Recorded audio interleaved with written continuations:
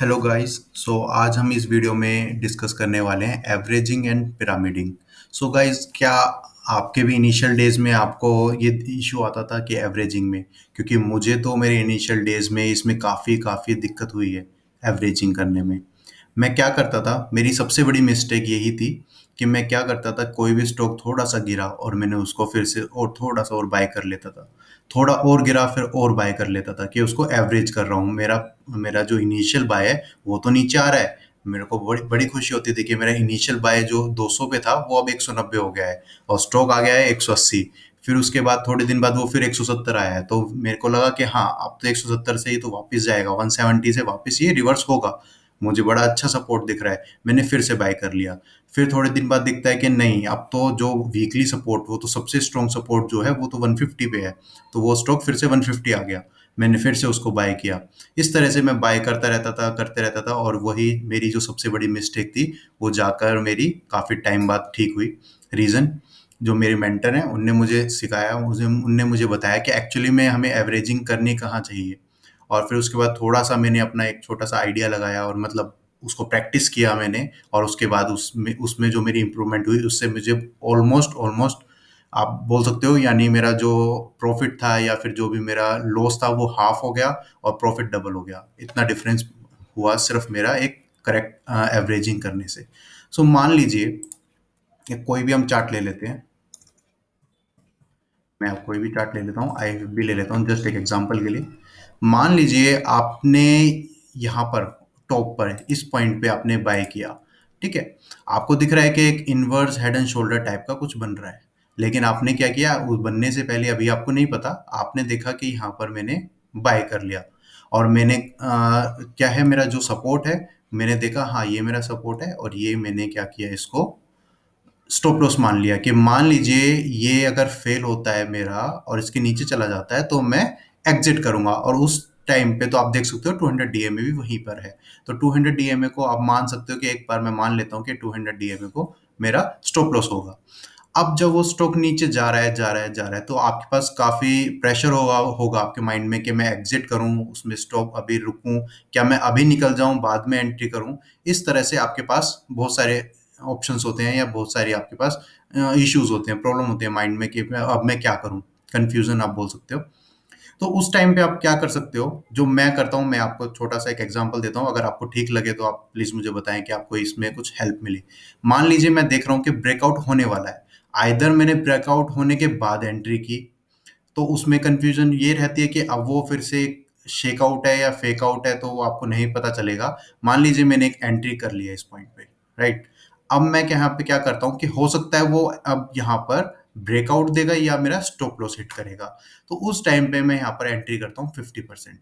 अब मैंने 50% एंट्री की। मैं एक एग्जांपल ले लेता हूँ, मैं यहाँ पर ही इसमें एग्जांपल में यहाँ पे थोड़ा सा लिख देता हूँ। मान लीजिए मेरा टोटल जो मैं रिस्क लेता हूँ वो लेता हूँ 1500, ठीक है? अगर मैं 1500 वन यानी 1500 का मैं एक लॉस लेता हूँ, तो मुझे पता है कि यहाँ से लेकर यहाँ तक अगर मैं स्टॉप लॉस लेने वाला हूँ, जस्ट एक एग्जांपल है, इतना बड़ा स्टॉप लॉस आप नहीं लोगे, 10% 20% इतना नहीं लोगे, ये एक एग्जांपल के लिए है। एंट्री तो मैं अपनी एंट्री नहीं डिस्कस करने वाला है। तो 1200 से लेकर आपको यहाँ पर दिख रहा है कि 970 तक आ सकते हो, यानी आपके पास क्या है, 230। तो मैं जरा यहाँ पे डाल देता हूँ कि एक 230 का आप स्टॉप लॉस ले रहे हो, 230 पॉइंट्स का आप स्टॉप लॉस ले रहे हो। तो आपको पता है कि अगर मैंने 230 पॉइंट्स का स्टॉप लॉस लिया है और मैंने, अगर मेरे पास सिर्फ 1500 ही है, तो मैं मतलब रिस्क मैं 1500 का ले सकता हूँ, तो मुझे पता है कि 1500 डिवाइडेड बाय 230 मेरी क्वांटिटी आती है 6.5। आपको कुछ नहीं करना, आपको सिर्फ 3 क्वांटिटी यहाँ पे बाय कर लेनी है। आपने 6 क्वांटिटी की जगह 3 क्वांटिटी यहाँ बाय कर लेनी है। आपका रिस्क क्या रहेगा, आपका एग्जैक्ट रिस्क वहां पे क्या रहेगा, 1500 में से हाफ हो गया यानी 650। अब आप क्या कर सकते हो, यहाँ पर जब आपने रिस्क आपका हाफ हो गया यानी आपने हाफ क्वांटिटी इसमें ऐड कर लिया है, अब उसको नीचे आने दीजिए। लेकिन अब आपको क्या है, 3 रूल अब यहाँ पे आपको फॉलो करने हैं। 3 रूल इज, पहला, कभी भी डाउन साइड में एवरेज नहीं करना। तो ये रूल आपको फॉलो करना है बिल्कुल रिगलेसली, कि आपको बस ये फॉलो ही करना है कि डाउन साइड में नहीं करना आपको एवरेज। आपको अगर डाउन साइड में एवरेज करना है, जो कि मैं अब आपको बताने वाला हूँ, वो तभी करना है जब आपको प्राइस एक्शन की नॉलेज है। आप सपोर्ट लेवल अपना और आप जिस पॉइंट को आप डिसाइड करोगे उस पर आप एग्जिट कर सकते हो, तो अदरवाइज नहीं करना। नो मीन्स नो, ठीक है। और ये शब्द नहीं, पूरा सेंटेंस है। और अगर आपको यहाँ से एग्जिट करना है, अगर आपको दिख रहा है कि मुझे इसके नीचे एग्जिट करना है, तो आप क्या कर सकते हो, इस पॉइंट पे आप प्राइस एक्शन चेक करोगे। फॉर एग्जांपल अब मैं यहाँ देखता हूँ, एक प्राइस एक्शन यहाँ चेक करता हूँ, तो इस पॉइंट पे मैं क्या करूंगा, नेक्स्ट 3 क्वांटिटी में ऐड करूंगा। इससे मेरा क्या होगा, अब वो कहीं भी जाए, मेरा जो रिस्क है, जो मेरा 150 यानी 1500 का जो रिस्क है, वो ऑलमोस्ट अब भी हाफ मतलब कम हो जाएगा, क्योंकि मेरा एवरेज प्राइस कहीं पे यहाँ बीच में आ जाएगा, राइट। और प्लस मैंने क्या किया है, यहाँ पर मैंने 3 क्वांटिटी और ऐड कर ली, जो कि मेरा टोटल रिस्क में मेरा 1500 बन रहा था। अब मैं उसमें एक्चुअली में मैं और क्वांटिटी भी ऐड कर सकता हूँ, क्योंकि मेरा रिस्क तो ऑलरेडी यहाँ पर कुछ अराउंड 750 हो गया है।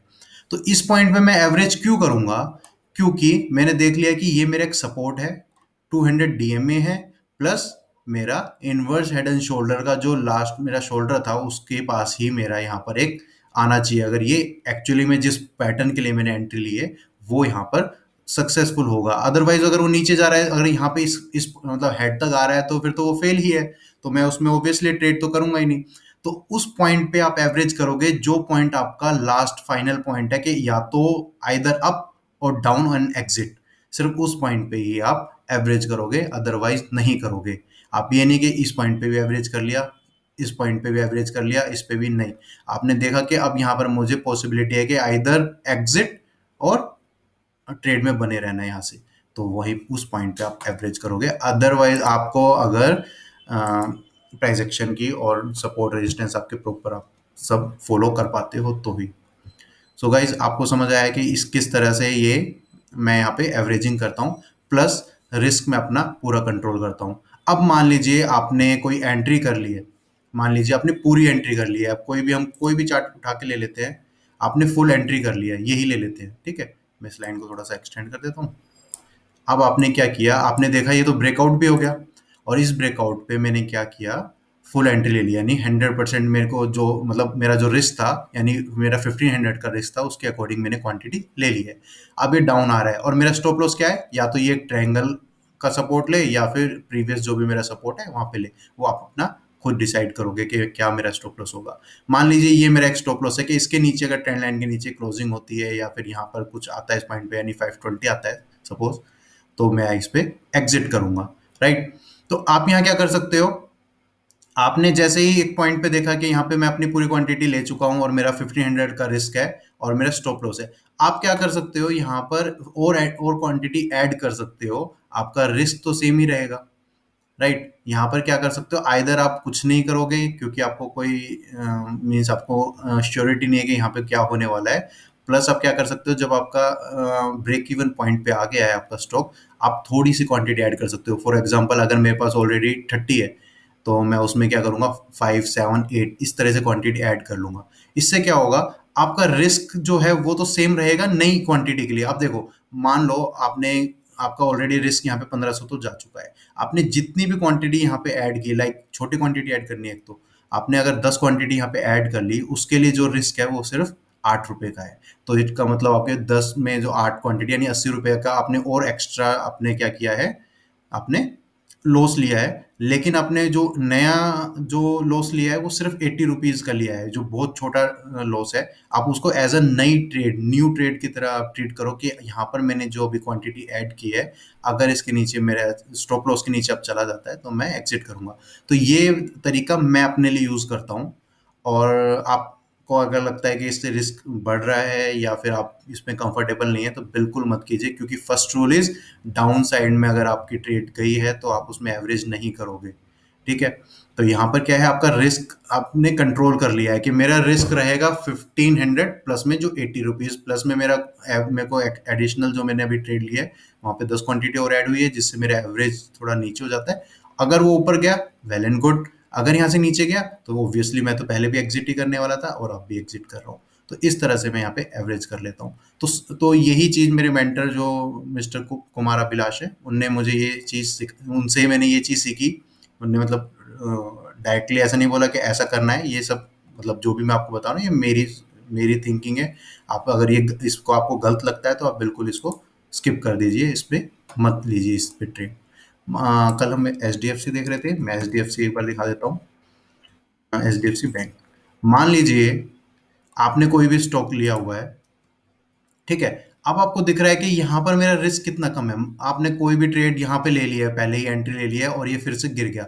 अब आपको दिख रहा है फर्स्ट सपोर्ट, सेकंड, थर्ड, तो एक जस्ट एक अपने आप के आती है कि इंट्यूशन आती है कि हो सकता है ये फिर सपोर्ट फिर से काम करे।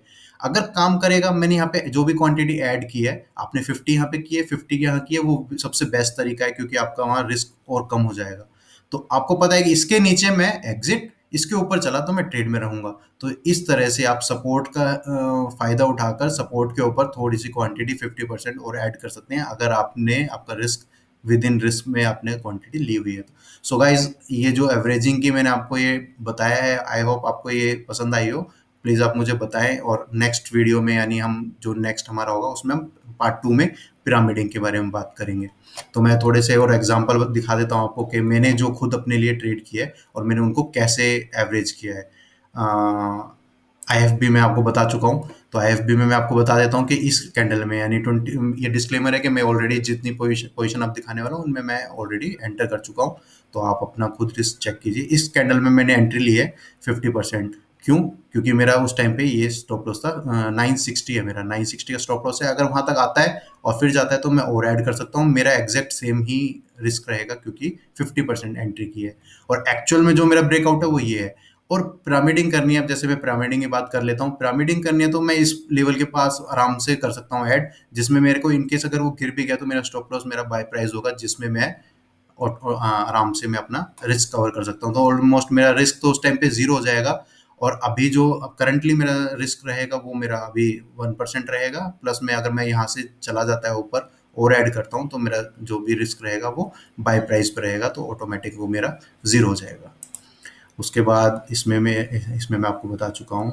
थोड़ा सा नाम को ऐसे कर लेता हूँ, टाटा पावर में नहीं, HDFC लाइफ, ज्योति लैब, ठीक है। ज्योति लैब में आप सबको पता है, मैंने पोस्ट किया हुआ है कि मैंने 135 से इसको लेना शुरू कर दिया था और मैं ले रहा हूँ। अब मैंने इसमें क्या किया था, मेरा स्टॉप लॉस था 135।